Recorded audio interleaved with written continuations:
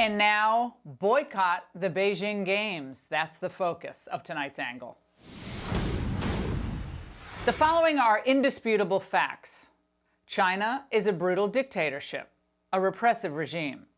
China does not recognize individual freedom, freedom to worship, speak freely, to petition the government. Fact, China has imprisoned and tortured political dissidents, Christians, and currently has more than 1 million Uyghur Muslims in re-education camps. So how does China keep its citizens in line? 1.3 billion. Well, through intimidation and fear, that's for sure, and a vast surveillance network. According to the BBC, by 2018, there were already about 200 million surveillance cameras in China. And by 2021, this number is expected to reach 560 million, roughly one for every 2.4 citizens. Now, peaceful protesters in Hong Kong, they tried their best to avoid being caught on surveillance cameras. They could bow down and kind of walk below them, but mask wearing was probably a bigger help than their camera dodging.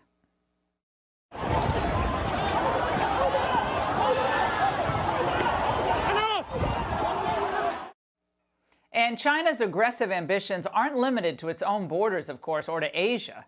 They want the entire world, with America being the crown jewel. Dominating America means defeating us economically. And to advance that goal, they're infiltrating American educational institutions. Now, one estimate puts the number of Chinese students studying in the United States at a staggering 350,000. And it's no exaggeration to say that our colleges and our universities have become infested with CCP agents. One recent example is the University of Texas professor who the feds accused of stealing proprietary technology from a U.S. tech startup and handing it over to the CCP-controlled Huawei. Late last year, DHS warned that Chinese-made drones were providing U.S. critical infrastructure and law enforcement data to the Chinese government. Well, now, what does the CCP want that data for? What do they plan to do with it? For its part, the EU, strapped for cash and desperate for funds to support its struggling economies, it doesn't seem to care that much about human rights in China. The Chinese president spoke yesterday, and he and I agree on that. We see a need for multilateralism. We need to find a new mode of cooperation between states, basically to go back to an efficient brand of multilateralism. America is back.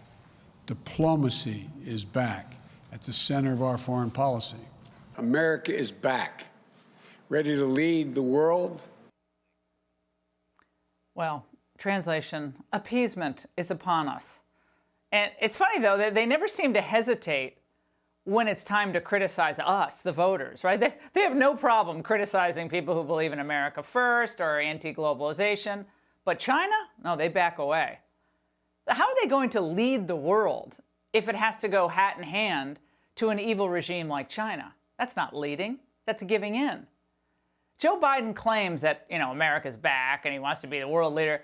Well, if that's really true, he should start by announcing a boycott of the 2022 Winter Games in Beijing, and then convince our allies in Europe and elsewhere to join the boycott.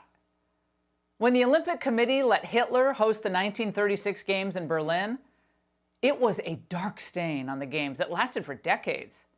It was just big propaganda, a coup for the Nazis. And it's going to be the exact same for the Chinese communists. Imagine President Xi walking into that stadium for the first time, lording over the crowd, packed in tight, to show that the decadent West, boy, you guys haven't overcome COVID, but we have, with his air of superiority. Now, if we're there, if the United States is there, the CCP will just argue that our complaints about human rights, they don't really mean anything. We just say that, we mouth the words. That we're just too weak to resist China. That we'll always do what we're told. And many observers around the world, I'm afraid, will agree.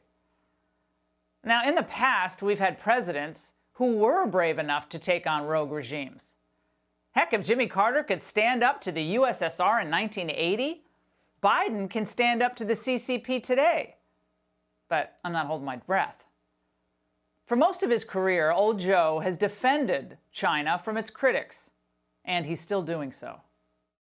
The idea I'm not going to speak out against what he's doing in Hong Kong, what he's doing with the Uyghurs in western mountains of China, and Taiwan trying to end the one China policy by making it forceful. He gets it. Culturally, there are different norms at each country, and their leaders are expected to follow. Just different cultural norms, that whole thing they're doing with the Uyghurs, but I'll mouth the words. You see what he did there?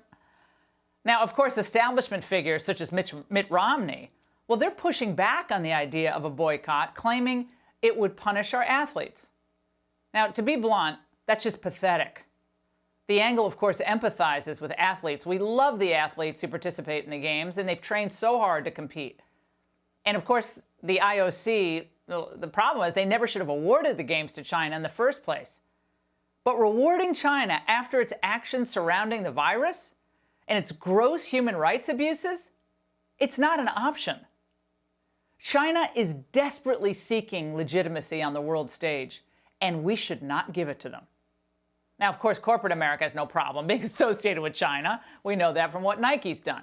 This is a list of U.S. companies who are top-tier sponsors for the 2020 Games. It's a big one.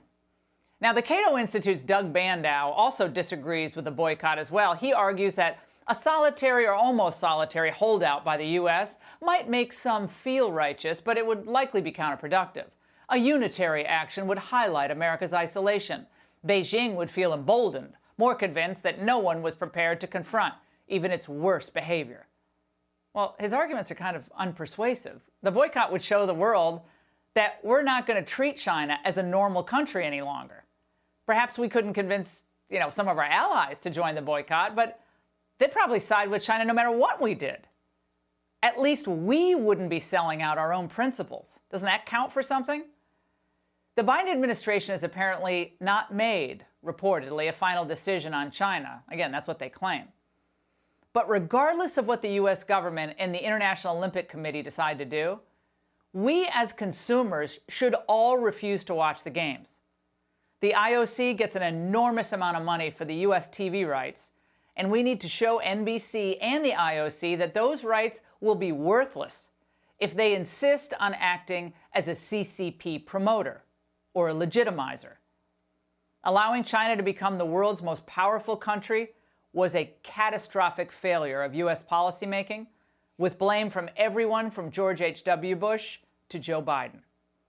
But if we want to remain independent ourselves, we Americans are going to have to get used to the idea of sometimes being a lonely beacon for freedom in the world, a world dominated now by dictatorships and technocrats. The 2022 Olympics would be a good place to start.